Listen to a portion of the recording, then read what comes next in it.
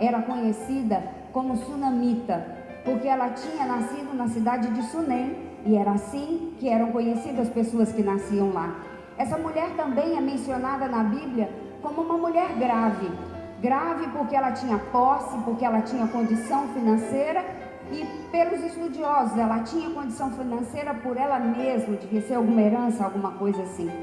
E essa mulher, ela era uma mulher que não tinha nome, mas a Bíblia mostra ela de uma forma destacada, e mostra ela de forma destacada como?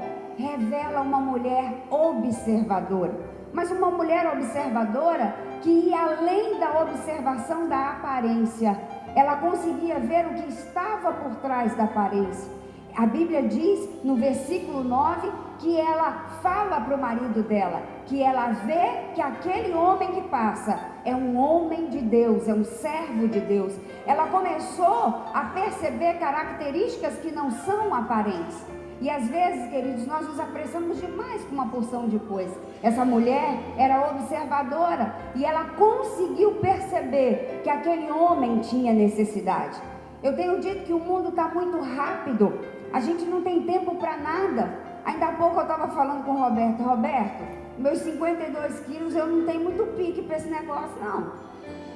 O cardíaco é ele, mas quem não tem pique sou eu. A vida está muito corrida. Quando a gente percebe, parece que a gente não dá conta de comer, parece que a gente não dorme bem, parece que nós não temos tempo para Deus, nós não temos tempo para o nosso filho, para o nosso marido, para os nossos irmãos. Antigamente, a gente sentava na sala para todo mundo conversar. Hoje, cada um vai para o seu quarto, cada um tem uma atividade, tem 2 empregos, estuda, e a gente só fala: oi, tudo bem?